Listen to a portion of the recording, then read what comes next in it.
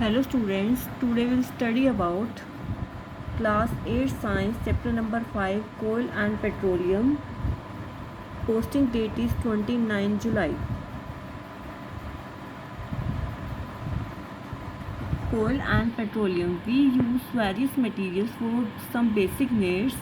कि हम बहुत सारी चीज़ें हम बेसिक नीड्स के लिए यूज़ करते हैं. लास्ट लेक्चर में पढ़ा था और उसको नेचुरल और मैन मेड में डिवाइड किया था. कुछ नेचुरली अवेलेबल होती हैं और कुछ जो है मैन मेड होती हैं. और दो टाइप के नेचुरल रिसोर्सेज होते हैं, इनएग्जॉस्टिबल और एग्जॉस्टिबल. इनएग्जॉस्टिबल सोर्स होते हैं जो लिमिटेड क्वांटिटी में अनलिमिटेड क्वांटिटी में होते हैं, और एग्जॉस्टिबल जो हैं जो बार बार जो एग्जॉस्ट हो जाती हैं वो हमारे नेचुरल रिसोर्सेज हैं. और उसके बाद हमने स्टडी किया था कोल के बारे में. You may have seen coal और heard about it. It is hard as stone and is black in colour. Coal के बारे में हमने स्टडी किया था कि ये हम ब्लैक कलर का होता है और बिल्कुल जो है हार्ड स्टोन होता है. Coal is one of the fuel use to cook food. Coal जो है खाना बनाने के काम आता है. Earlier it was use in railway engine to produce steam to run the engine. It is also used in thermal power plant to produce electricity. ये thermal power plant में इलेक्ट्रिसिटी प्रोड्यूस करने के काम आता है. Coal is also use as a fuel in various cases. Coal जो है various industry में जो है हमारा एज अ फ्यूल यूज़ होता है. तो कोल जो है हमारा ब्लैक कलर का होता है, एक हार्ड स्टोन होता है. Coal is one of the coal जो है हमारा खाना बनाने के काम आता है. Earlier it was use in railway engine में इलेक्ट्रिसिटी प्रोड्यूस करने के लिए काम आता है, स्टीम बनाने के काम आता है. और थर्मल पावर प्लांट में इलेक्ट्रिसिटी प्रोड्यूस करने के लिए काम आता है कोयला, और उसको हम फ्यूल यूज़ करते हैं वेरियस इंडस्ट्री में. Story of coal. Where do we get coal from and how it is formed. Coal की स्टोरी क्या है. 300 million years ago the earth had dense forest in low lying wetland area. 300 million years पहले वहाँ पे जो है बहुत सारे डेंस फॉरेस्ट थे. Due to natural processes like flooding these forest got buried under the soil. Natural process से जैसे फ्लडिंग है, ये जो फॉरेस्ट हैं सोइल के नीचे दबते गए. एज मोर सोइल डिपॉजिट ओवर दैम, उसके ऊपर जो है बहुत सारी सोइल डिपॉजिट होती गई. They were compressed. The temperature also rose up that they sunk deeper and deeper under high pressure and high temperature. Dead plants got slowly converted to coal.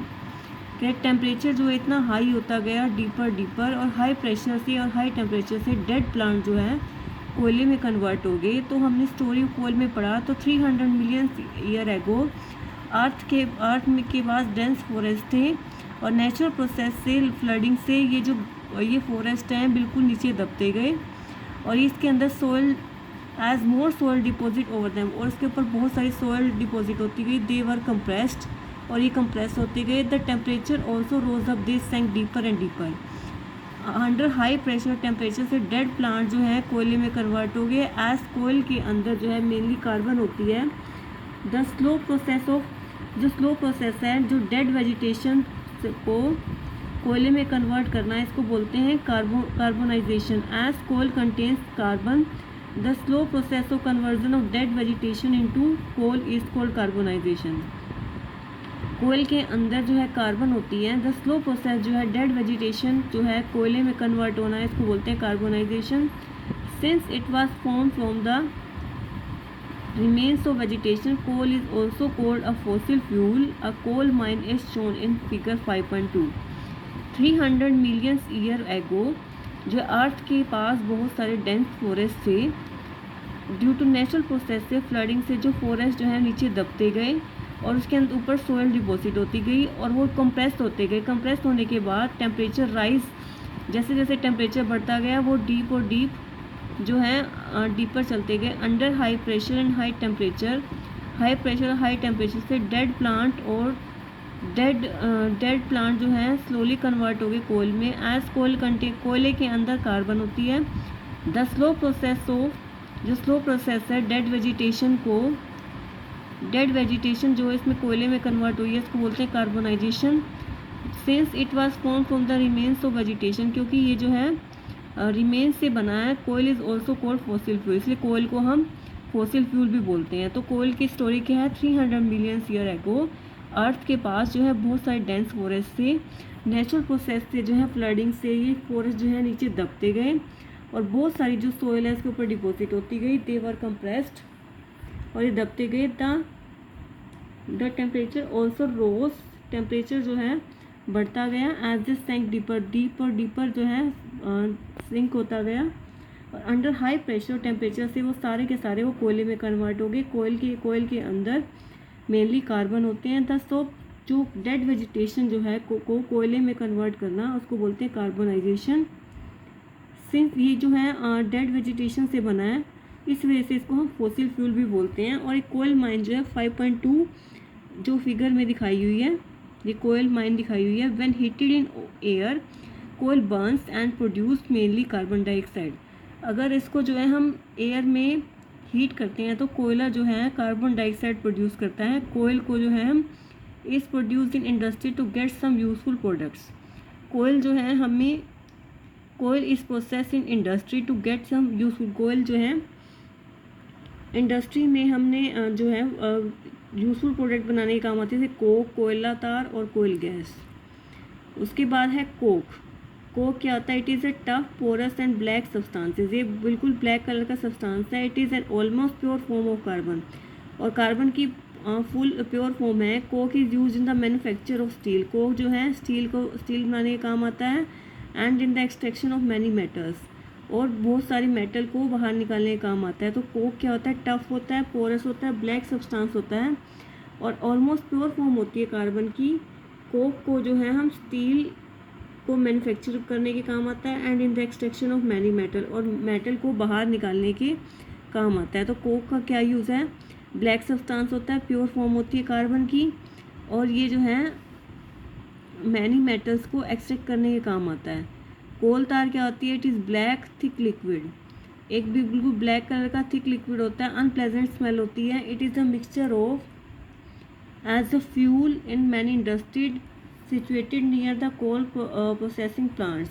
जो ये हमारा ये यूज़ होता है कोल तार, वो ब्लैक कलर का थिक लिक्विड होता है और इसकी जो स्मेल है वो भी बहुत बेकार होती है। It is a mixture of, इसके अंदर बहुत सारे चीज़ों का मिक्सचर होता है और ये बहुत सारी and about 200 substances produced obtained from coal tar are used in starting material for manufacturing various materials in everyday life and industry like synthetic dyes, drugs, explosive, perfume, plastic, paints, photographic material, roofing material, etc. industry.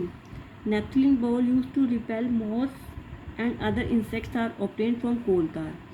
कि जो हमें कोल tar से बहुत सारे ऐसे product मिलते हैं, ये जो यूज है स्टार्टिंग मटेरियल यूज होते हैं ये,